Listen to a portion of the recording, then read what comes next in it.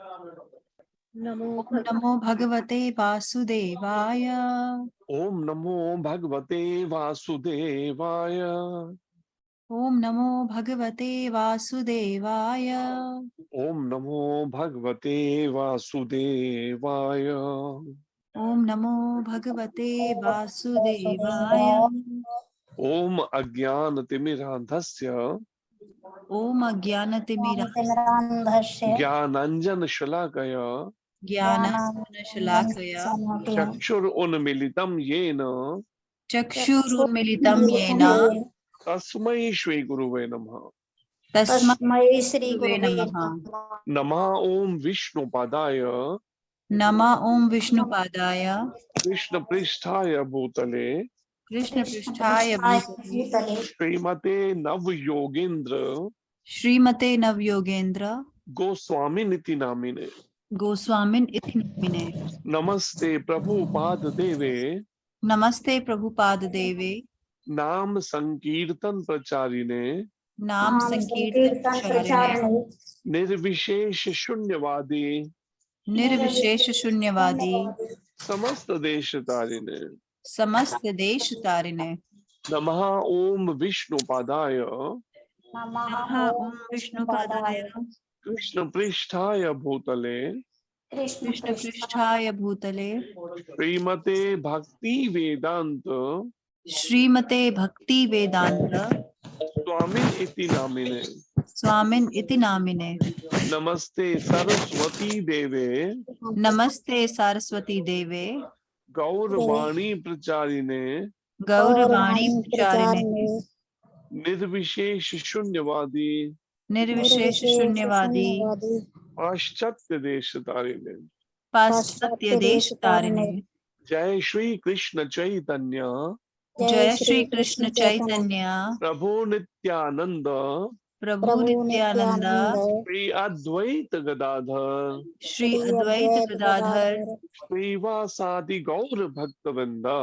श्रीवासादि श्रीवासादि गौर गौर भक्तवृंद। भक्त वृंद। हरे कृष्ण हरे कृष्ण हरे हरे कृष्ण कृष्ण हरे कृष्ण कृष्ण कृष्ण हरे हरे कृष्ण कृष्ण कृष्ण कृष्ण हरे हरे हरे हरे हरे राम हरे हरे हरे राम राम राम राम हरे हरे। राम राम राम राम हरे हरे हरे। हरे। भगवान श्री कृष्ण की वाणी भगवत गीता की जय। जय श्री जय कृष्ण चंद्र भगवान की जय। श्रील जय अर्जुन जी महाराज की जय। जय जय जय दुष्ल प्रभुपाद महाराज की जय। श्री जय गुरु जय महाराज की जय। अनंत जय जय कोटि वैष्णव वृंद की जय। निताई जय। गौर प्रेमानंदे हरि हरि। हरि हरि बोल। तो आइए आज के इस श्रीमद् भगवत गीता यथारूप के इस कक्षा में छठा अध्याय है ये, और अध्याय का शीर्षक है ध्यान योग, और श्लोक संख्या ये प्रभु 4 जी है। 6 नंबर। 6 नंबर हाँ जी। छठा श्लोक है। सभी प्रयास कीजिए दोहराने का। बंधुरात्मा आत्मनस्तस्य बन्धुरात्मा आत्मनस्तस्य येनात्मैवात्मना जितः येनात्मेवात्मना जित। अनात्मनस्तु शत्रुत्वये अनात्मनस्तु शत्रुत्वे वर्तयेत आत्मैव शत्रुवत्। वर्तेत आत्मैव शत्रुवत्। बन्धुरात्मात्मनस्तस्य बन्धुरात्मा आत्मनस्तस्य येनात्मैवात्मना जितः येनात्मेवात्मना जित। अनात्मनस्तु शत्रुत्वये अनात्मनस्तु शत्रुत्वे वर्तेतात्मैव शत्रुवत्। वर्तेत आत्मैव शत्रुवत्। पढ़िए, आप में से कोई भक्त पढ़ना चाहे तो श्लोक दोहरा।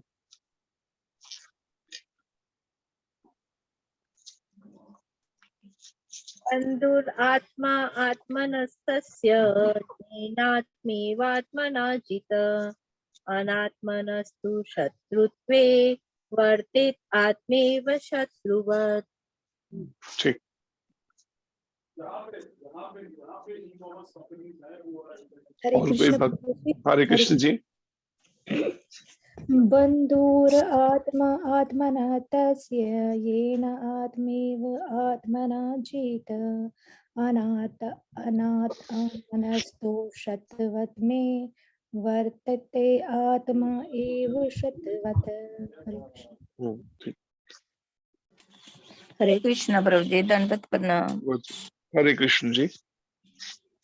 बन्धुरात्मन आत्मनस्तस्य येनात्मेवात्मना जितः अनाथ आत्मनस्तु शत्रुतवे वर्तते तात्मेवं शत्रुवत्।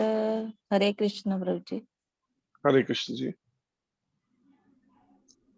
हरे कृष्ण प्रभु जी, दंडवत प्रणाम प्रभु जी। हरे कृष्ण जी।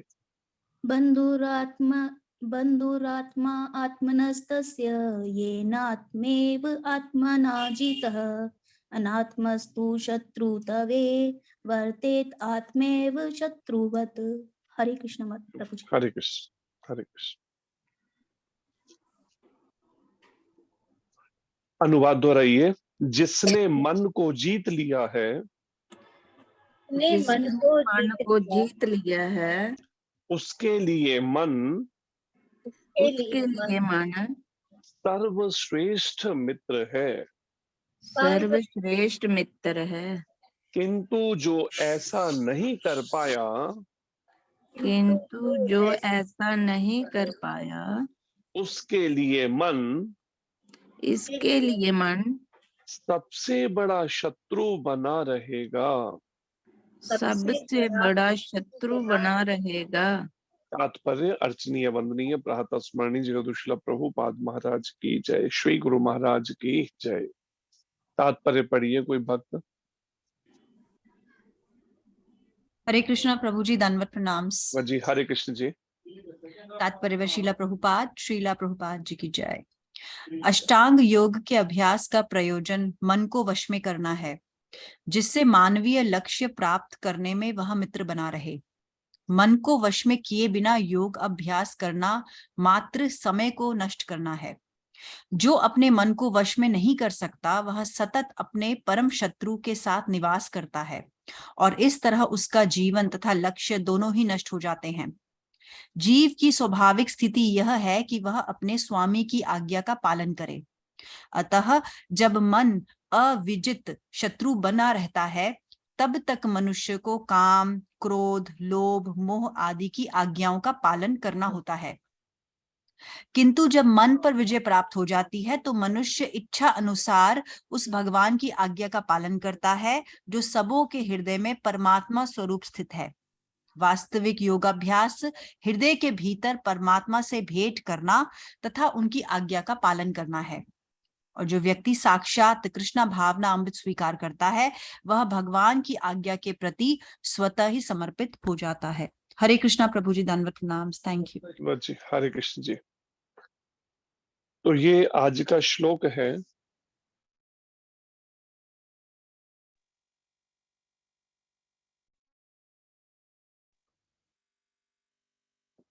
कि आजकल जो है जनरली लोग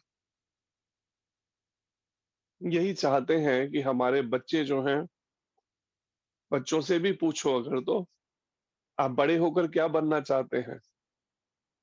कोई कहता है मैं इंजीनियर बनना चाहता हूँ, कोई कहता है मैं डॉक्टर बनना चाहता हूँ, कोई कहता है मैं साइंटिस्ट बनना चाहता हूँ। लेकिन कितने हैं जो कहते हैं हम भक्त बनना चाहते हैं। अब सोचिए। और फिर जिस पढ़ाई को हम प्राथमिकता देते हैं, वो पढ़ाई कैसी है? जो हमें इस संसार के कष्टों से, कलेशों से भी छुड़ा नहीं सकती। जैसे आईएएस की स्टडी है, आईएएस या आईपीएस या फिर पीएचडी है करना। सामान्यतः भौतिकतावादी लोग इसको बड़ा वो मानते हैं, कोई पीएचडी कर ले, कोई साइंटिस्ट बन जाए या इंजीनियर डॉक्टर बन जाए। लेकिन वास्तविक पढ़ाई जो है, उस पढ़ाई की पीएचडी क्या है या डॉक्टरी इंजीनियरिंग क्या है, जो यहाँ पर आज के श्लोक में वर्णन है, मन को जीतना। आज कितने जो है कितना कितना पैसा लगा के डॉक्टर बने, इंजीनियर बने या क्या कुछ नहीं किया, उस पैसे लगा के कुछ डिग्रियां ले ली और सोचते हैं हमने बहुत महान कार्य कर दिया। लेकिन वहीं पर ही प्रभुपाद जी ने इस मन को जीतने की पीएचडी की ही कह लीजिए, और रिजल्ट पूरे विश्व भर में around the world 24 hours Srila Prabhupada ji का गुणगान हो रहा है, उनकी गुरु पूजा, उनको लाखों भक्त, करोड़ों भक्त जो है आज भी प्रभुपाद जी का गुणगान कर रहे हैं। बड़े बड़े आईएएस आईपीएस ऑफिसर तक इस संस्था के बारे में, प्रभुपाद जी के बारे में उनको मालूम है, जो विश्वव्यापी आंदोलन प्रभुपाद जी ने खड़ा किया। तो इन बातों से समझना होगा कि जन्म मृत्यु के चक्र से अगर वास्तव में हम चाहते ही हैं छूटना, तो हमें इस विज्ञान को, इस साइंस को हमें व्यवहारिक रूप में अपने जीवन में समझना, आचरण में उतारना होगा, जो यहाँ पर बताई जा रही है।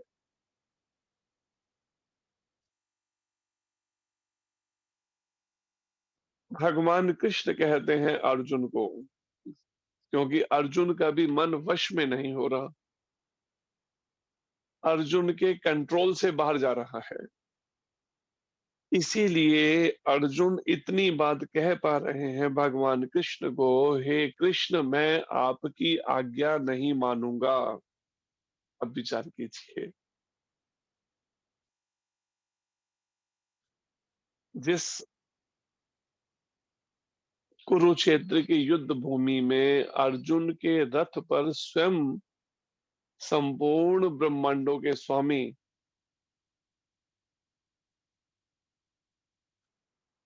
सारे अवतारों के उत्स, सारे अवतार जिनसे निकले हैं, सभी देवी देवता जिनसे आए, वो स्वयं भगवान श्री कृष्ण जिस पर रथ पर हैं, जिस अर्जुन के सामने, वहां पर अर्जुन का ये कह देना कि मैं आपकी बात नहीं मानूंगा या मैं युद्ध नहीं कर सकता, अर्जुन, भगवान कहना युद्ध करने के लिए, अर्जुन कहता मैं युद्ध नहीं कर। इसका मतलब क्या है? अर्जुन का मन अर्जुन के वश से बाहर हो रहा है। और सामान्यतः इस समाज में रहते हुए, संसार में रहते हुए हम सबकी मन कई बार ऐसी ही स्थिति में आ जाते हैं। ये ना सोचे कि हाँ देखो जी अर्जुन ने ऐसा कर दिया, अर्जुन ने भगवान की आज्ञा नहीं मानी, हम कौन सी मान रहे हैं। पहले ये देखें ना, अर्जुन तो केवल हमारा रिप्रेजेंट कर रहा है, हमारी मनोस्थिति को। वास्तव में अर्जुन तो भगवान के धाम के नित्य पार्षद हैं। भगवान के पार्षद कभी भी भगवान की अवज्ञा नहीं करते हैं, भगवान की आज्ञाओं की। लेकिन भगवान कृष्ण के सामने अर्जुन का ऐसा आचरण या व्यवहार वास्तव में क्या है? संसार के समस्त जीवों का, समस्त मनुष्यों का एक तरह से रिप्रेजेंट, प्रतिनिधित्व कर रहे हैं अर्जुन। जैसी जैसी जीवों की स्थिति है, जैसा जैसा बद्ध जीवों के मनों का भटकाव है, वैसा वैसा अर्जुन आचरण कर रहे हैं। और उसी के फिर आधार पे वैसे वैसे प्रश्नों के उत्तर, प्रश्न पूछ रहे हैं भगवान कृष्ण से, और भगवान कृष्ण उत्तर दे रहे हैं, जिससे समस्त जीवों को मार्गदर्शन मिल सके। अब विचार कीजिए, यह भगवत गीता का ज्ञान पहले सतयुग में भगवान कृष्ण ने जो गीता में ही भगवान कहते हैं चौथे अध्याय में कि मैंने विवस्वान सूर्य को ये शिक्षा दी थी, ये ज्ञान दिया था, ये उपदेश दिया था। फिर यही मन को जीतने का जो ज्ञान है या विज्ञान है, ये अर्जुन अब मैं तुझे दे रहा हूं द्वापर युग के अंत में। और अगर जैसे एक बात गुरु महाराज भी कहते हैं, मन के जीते जीत है, मन के हारे हार। अगर किसी ने मन को जीत लिया तो वो सारे विश्व को जीत सकता है, और अगर मन के आगे हार गया तो सब तरह से अपने फिर दोबारा बद्ध अवस्था में ही डाल दिया जाएगा। और यहाँ पर यही बात को भगवान कृष्ण अर्जुन के माध्यम से हम सब संसार के जीवों को समझा रहे हैं। क्या समझा रहे हैं?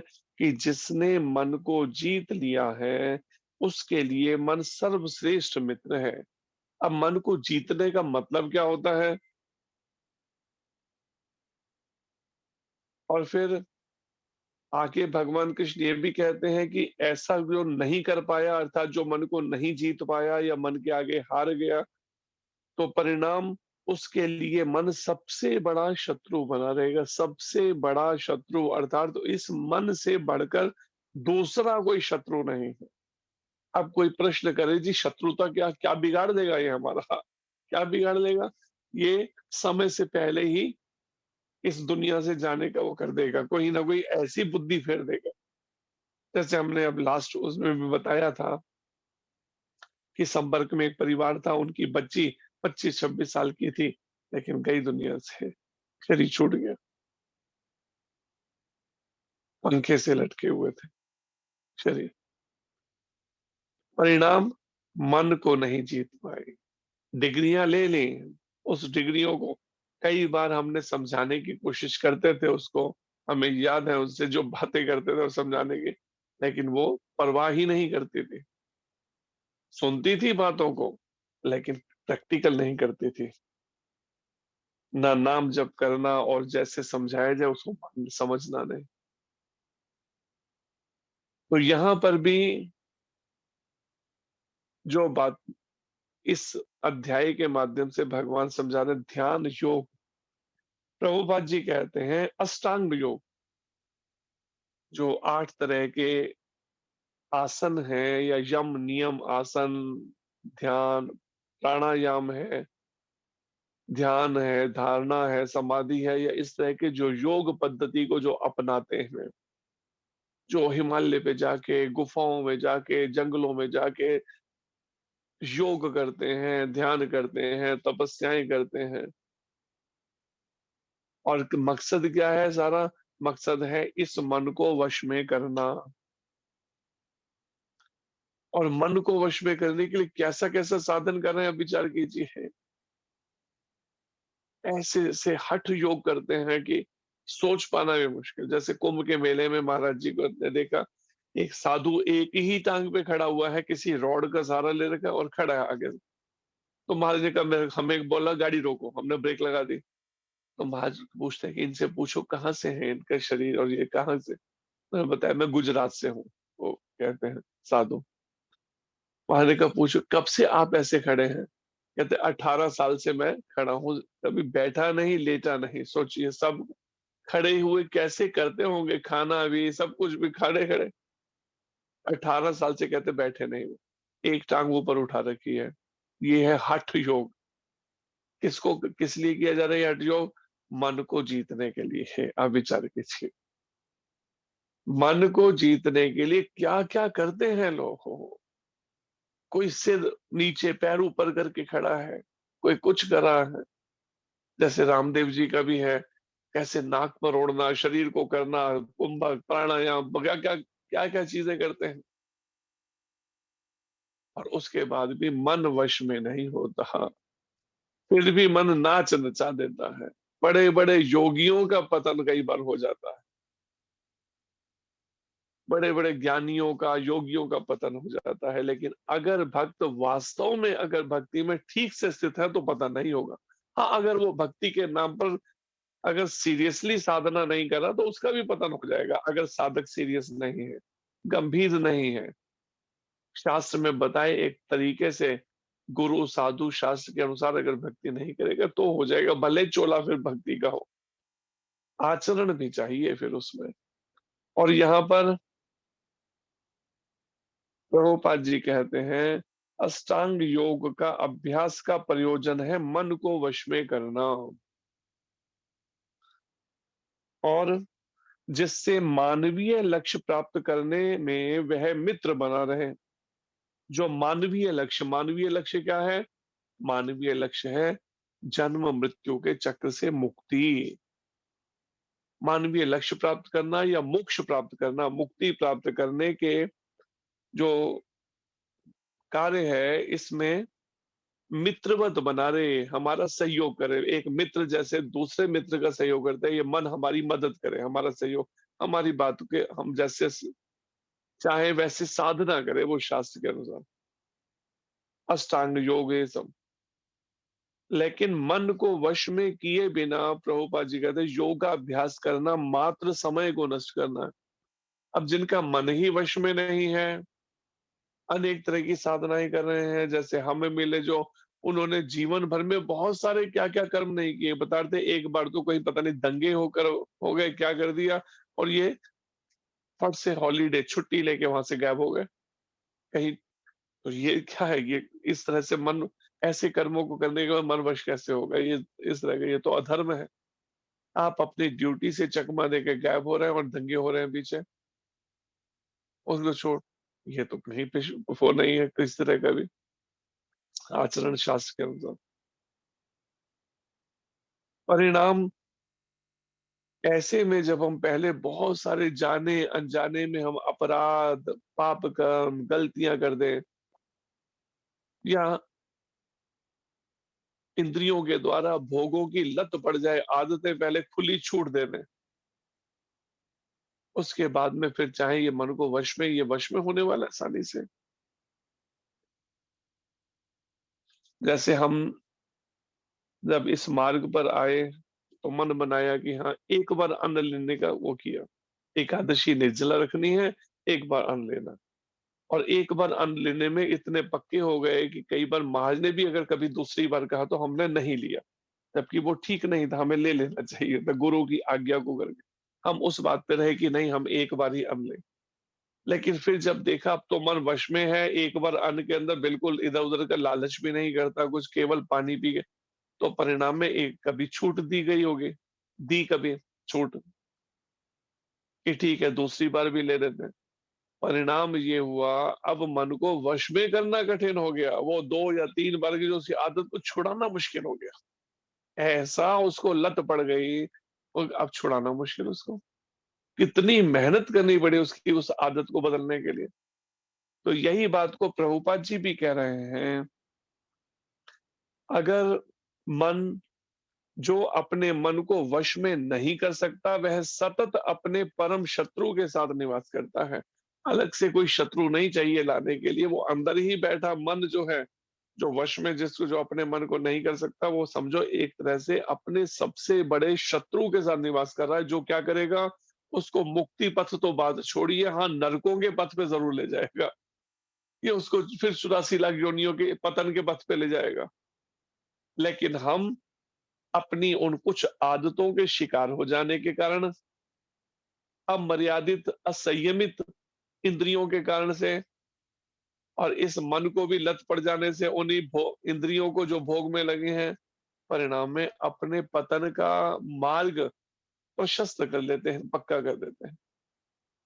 अभी समय हाथ में है लेकिन गंभीरता से प्रैक्टिस नहीं करते।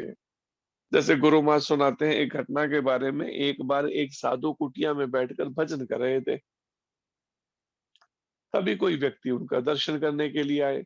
अब भारत में यह आम मर्यादा या एक सामान्य वो है कि कभी किसी भगवान के चरणों में जाओ, साधु संत के, तो कुछ लेके जाना चाहिए, खाली हाथ नहीं जाना चाहिए। अगर खाली हाथ जाएंगे तो खाली हाथ ही लौटना पड़ेगा। तो परिणाम में वो 5 किलो करीब आम लेकर आए। और आके महात्मा जी के चरणों में रखा, उन साधु के प्रणाम किया, उनके चरणों में कुछ देर बैठे सत्संग, और उसके बाद में वो चल पड़े। कहा कि ये ठाकुर जी को भोग लगा देना।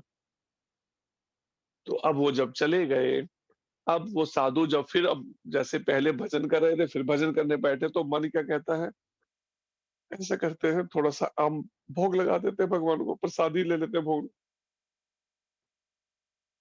अब मन ने जब ये बात कही तो ऊपर मन के ऊपर बुद्धि भी है, बुद्धि कहती है तू तो भजन कर रहा है, तो ये आम बीच में कहां से आ गए।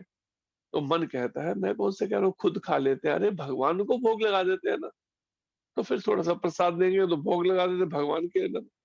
तरह तरह के तर्क दे रहा है मन। बुद्धि समझाने की कोशिश करे भी भजन कर रहा था तो भजन में मन को लगा, लेकिन वो लगने को तैयार नहीं। अब उसका ध्यान अटक गया आमों के अंदर, मन बद जो बदमाश है। परिणाम महात्मा जी ने पहले तो कुछ देर युद्ध चलता रहा, बार बार मन को उस आम से हटा के नाम जप में लाना, फिर मन भाग जाना आम के लिफाफे की तरफ, फिर दोबारा आम हो। आखिर में महात्मा जी उठे, उन्होंने वो लिफाफा जिसमें लगभग 5 किलो आम थे उठाया, अपनी कुटिया की खिड़की पर गए और खिड़की से जोर से उछाल के बाहर फेंक दिया पूरा लिफाफा, और फिर नाचने लगे, मैं जीत गया, मैं जीत गया, मैं जीत। तो मतलब ये बताने के लिए कि कैसे भी करके इस मन को जो आदत पड़ी है स्वतंत्र मन मर्जी करने की, वो आदत इसकी छुड़ानी है बस। तो कैसी आदत डालनी है, भगवत गीता के अनुसार उसको गुरु साधु और शास्त्र के अनुसार जीने की, मन मर्जी के तरीके से नहीं। लेकिन चल आज यही रहा है, मन ने कहा और फेसबुक चालू, मन ने कहा और उसी समय मोबाइल या टीवी ऑन, मन ने कहा तो फर्स्ट से फिर फोन मिलाकर फिर संसारिक बातें, और फिर वही सब खाने सोने का चिंतन शुरू। और यहाँ पर वर्णन है, ऐसे में अगर कोई योगाभ्यास के द्वारा मन को वश में करना चाहे तो बताइए शरीर साथ देगा। आज क्या खाने की उस तरह की चीजें हैं भी, ठीक है, आप 2 4 5 साल आप कह सकते हैं मेरा शरीर बड़ा फिट है और मैं बड़ा ध्यान, मैं योग करूंगा, अष्टांग योग करूंगा, लेकिन कितने दिन से शरीर साथ दे रहा है, देखें तो सही। जरा सा कुछ होता है बस पता चला कि बीमार पड़ गए, फिर हॉस्पिटलाइज, फिर बीमार पड़े, दवाइयां खाने हैं, ठीक है। ऐसा शरीर मेरे को बताइए योगाभ्यास करे कैसे। तो परिणाम यहाँ पर यही बात को समझाया जा रहा है। कोई ले तो चलो कभी कोई, हो सकता है हजारों लाखों में से, लेकिन मकसद फिर भी उनका यही है योगी का कि मन को वश में करने की प्रैक्टिस है सब। किसी ने भक्ति पथ से वो मन को वश में करने में लगा है, कोई योग पथ से, कोई ज्ञान। लेकिन शास्त्र कहता है ज्ञान मार्गी जो ईश्वर के रूप को ही नहीं मानते तो मन को लगाएंगे कहां पर। वो निराकार में लगाने की कोशिश करते हैं, थोड़ी देर कोशिश करते हैं, उसके बाद मन फिर इधर उधर भागने लगते हैं, क्योंकि कोई सामने फोकस करने के लिए है ही नहीं ना कुछ, कोई रूप या कोई इस तरह का। योगी करना चाहते हैं वो हठ योग या ये सब करने पड़ते हैं, अष्टांग योग इस तरह का, लेकिन उसमें भी वो केवल गीता के अनुसार जो योगी हैं वो भगवान कृष्ण के उस अंश रूप परमात्मा रूप का ध्यान करता है, लेकिन बाकी योगी वो भी नहीं करते। वो कृष्ण का ध्यान ना करके वो तो अपने निराकार में और उसी तरह के उसमें लगे रहते हैं।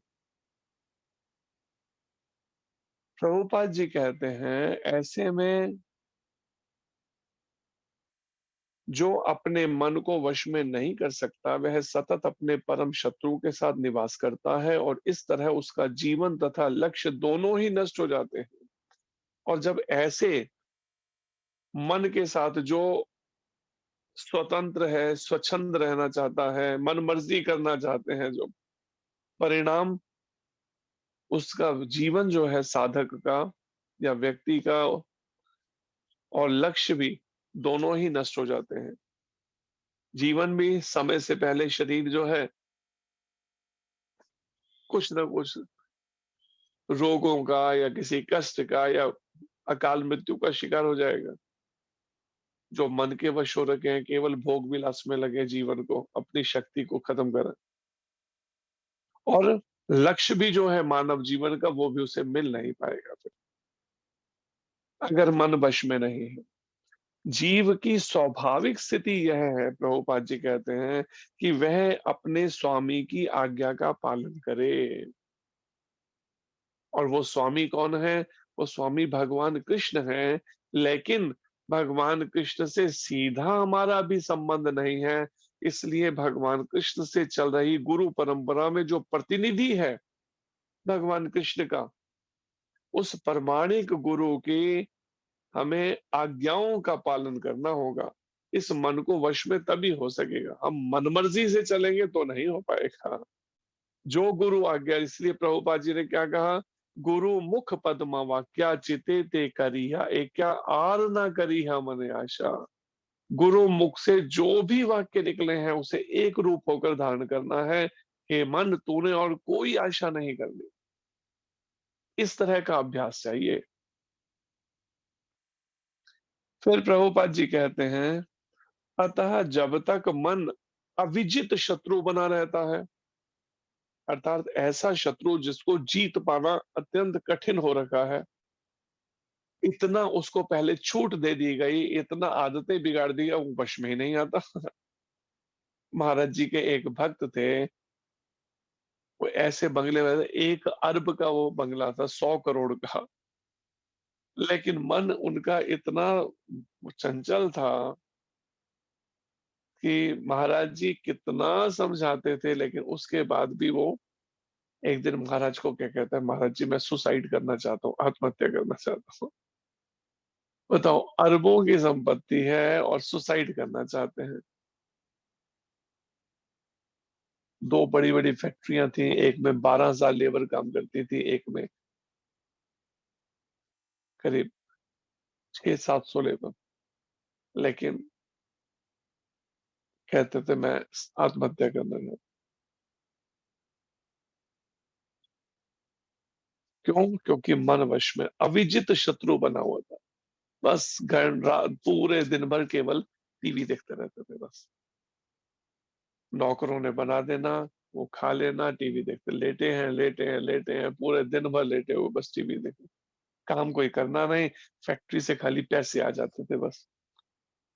जो भी मैनेजर था उसे कह रखा था हर महीने पैसे भिजवाते रहना।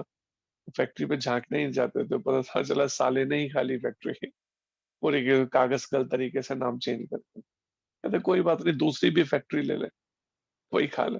तो महाराज ने समझाया कि कम से कम अपने और परिवार के खर्चे के लिए तो ना कुछ पीछे बचा। तब एक फैक्ट्री छोटी वाली रखी, बड़ी वाली उसने खाली कब्जा कर ली।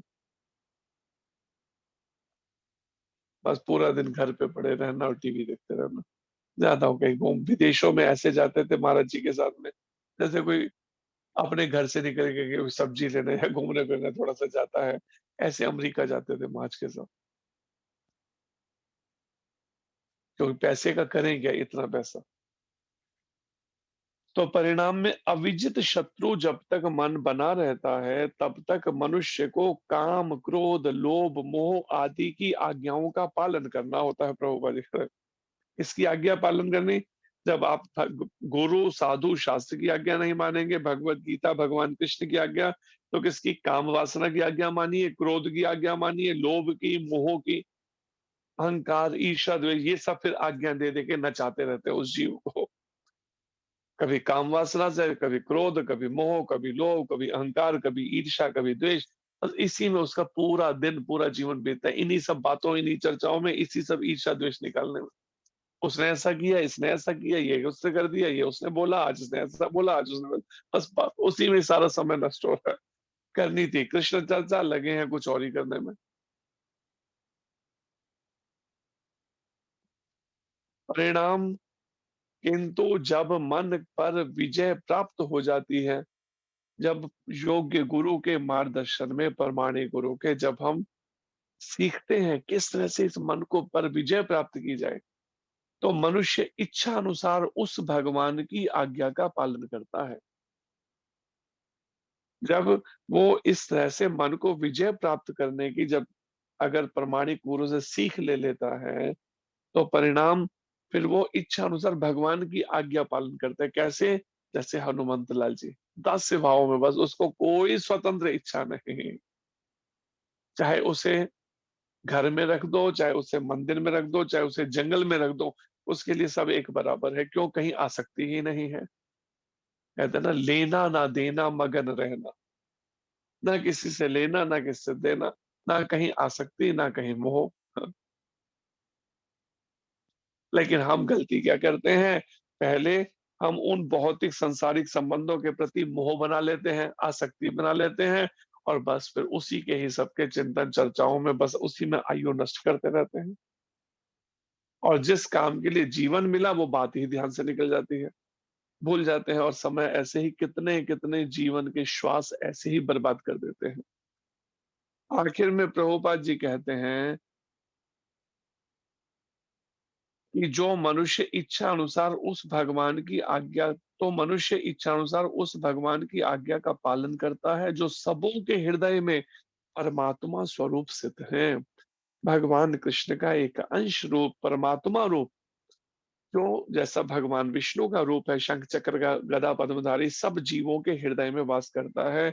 उन परमात्मा स्वरूप जिसको चैत्य गुरु भी कहा जाता है, उनकी आज्ञाओं का वो पालन करता है। जब तक उनकी आज्ञाओं को नहीं समझ पा रहा, मन मैला होने से जब तक, तो परिणाम में वो गुरु साधु और शास्त्र के अनुसार तब तक अपने को ढालता है, अपने जीवन को मन मर्जी नहीं करता। हाँ। और फिर वास्तविक योगाभ्यास हृदय के भीतर परमात्मा से भेंट करना तथा उनकी आज्ञा का पालन करना है। और ये सब जो अष्टांग योग पद्धति, ध्यान योग पद्धति और जो कुछ भी योग का ये अभ्यास है, प्रभुपाद जी कहते हैं वास्तव में योगाभ्यास क्या है, हृदय के भीतर जो परमात्मा है पहले तो उनसे अपने को जोड़ना, उनसे मिलना, भेंट करना, और फिर उस परमात्मा की क्या आज्ञा है मेरे लिए, उसके अनुसार आज्ञा का पालन करना, फिर 24 घंटे। फिर और कोई और दूसरा वो नहीं कि हाँ मुझे अपनी आसक्ति, अपने मोह, अपने उन किसी भी अन्य संसारिक आसक्तिकरण से बार बार मुझे कंप्रोमाइज करना है नियमों में, वो नहीं करेगा। फिर वो सिद्धांत दृढ़ता पूर्वक फिर वो चलेगा। लेकिन वो तभी संभव है जब कहीं भी आसक्ति ना हो, जिसका उदाहरण है राजा जनक। राजा जनक जी का एक नाम था वैदेही। वैदेही मतलब जो देह में रहते हुए भी उस देह के प्रति कोई आसक्ति नहीं थी उनकी। तो जब देह के प्रति आसक्ति नहीं थी तो फिर परिवार कुटुंब के प्रति कहां से होगी, क्योंकि शरीर से ही तो सारे रिश्ते हैं। ये मेरी माता है, ये मेरे पिता है, ये मेरी पत्नी है, मेरे पति है, ये मेरे बच्चे हैं, ये मेरा घर है। लेकिन देह में ही आसक्ति नहीं, इसलिए वैदेही नाम था उनका एक। अब सीता जी तो जगत जननी है, इसलिए सीता जी के प्रति उनका होता भाव, भक्ति थी। तो जो व्यक्ति साक्षात कृष्ण भावना अमृत स्वीकार करता है, ये नहीं कहा कि हाँ खाली मैं तो भगवान कृष्ण को मानता हूं, मैं तो भगवान कृष्ण की नाम जप करता हूं, मैं तो नहीं। साक्षात का मतलब एक प्रॉपर विधिवत तरीके से प्रमाणिक मार्गदर्शन में गुरु के, जब वो कृष्ण भावना अमृत को स्वीकार करता है अगर अपने जीवन में, जैसे प्रमाणिक गुरु से दीक्षा लेकर उनकी आज्ञाओं में नियमों का पालन करते हुए, तो वह भगवान की आज्ञा के प्रति स्वतः समर्पित हो जाता है। तो उसे फिर अलग से नहीं, एक स्वाभाविक रूप से भगवान की जो आज्ञाएं हैं भगवत गीता में, उनके प्रति समर्पित हो जाता है फिर वो। अब जो विलंब या समय लग रहा है वो इसी में ही लग रहा है कि भगवान की आज्ञाओं के पहले तो दीक्षा तक भी नहीं पहुंचे जो, फिर जो पहुंच जिन्होंने दीक्षा ले ली वो आज्ञाओं के प्रति समर्पित नहीं हो रहे। क्यों? क्योंकि पीछे अभी भी पारिवारिक मोह कह लीजिए, शरीर के प्रति आसक्ति कह लीजिए, वो अभी आसक्ति मन से हटी ही नहीं। तो उसी के लिए यह प्रयास है, साधन भजन नाम जप करना, नियमों का पालन करना, ब्रह्म मुहूर्त में उठना, मंगल आरती करना, गीता भागवत का अध्ययन और श्रवण करना, निष्काम सेवा करना भगवान कृष्ण की प्रसन्नता के लिए, गुरु गौरंग राधा कृष्ण की प्रसन्नता के लिए। इन सब का एकमात्र उद्देश्य यही है कि कैसे भी करके स्वतः समर्पित होने वाली स्थिति तक पहुंचा जाए, एक स्वाभाविक रूप से समर्पण हो। जैसे 1 साल के बच्चे का अपनी माता के प्रति एक स्वाभाविक समर्पण है, उसके लिए उसे सिखाया नहीं जा रहा पहले कि समर्पण किया कैसे जाता है। वो तो केवल माँ को ही बस पुकारता है, माँ के लिए ही रोता है, माँ के ही प्रति उसका भाव एक है, उसके अलावा वो और जानता ही नहीं कुछ। कि मेरा पोषण भी इस शरीर का वही करने वाला। तो इस बात को समझना होगा कि हमें उस अवस्था स्वतः समर्पण वाली उस अवस्था तक उन्नति करनी ही होगी कैसे भी करके, चाहे फिर वो श्रवण कीर्तन स्मरण विष्णु स्मरणम पाद सेवनम दास्यम सख्यम वात्सल्य आत्मनिवेदनम, चाहे कैसे भी करके मुझे बस कर। तो ये चीज को समझना होगा, तभी संभव है ये मन को हम ठीक से जीतकर इसे भगवान की ओर मोड़ सके। अन्यथा जब तक ये मन हमारा जो भगवान की बताई शिक्षाओं के अनुसार गुरु की आज्ञा के अनुसार अगर जीवन नहीं जी रहा, सबसे बड़ा शत्रु यही है और किसी शत्रु की आवश्यकता नहीं, वो अपने आप में ये शत्रु ही हमारे को इस भवसागर में गिराने के लिए काफी है।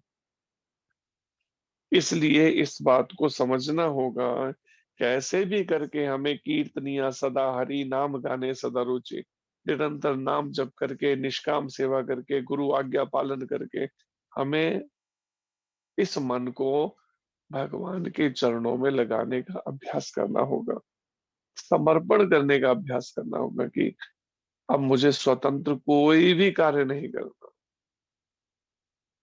केवल समर्पण भगवान के प्रति।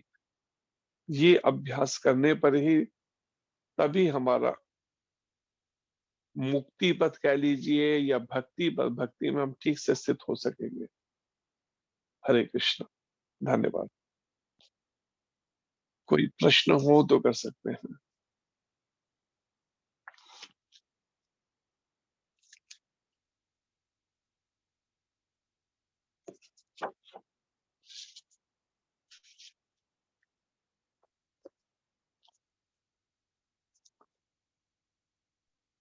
हरे कृष्णा प्रभु जी, बहुत बहुत हरे कृष्ण, धन्यवाद।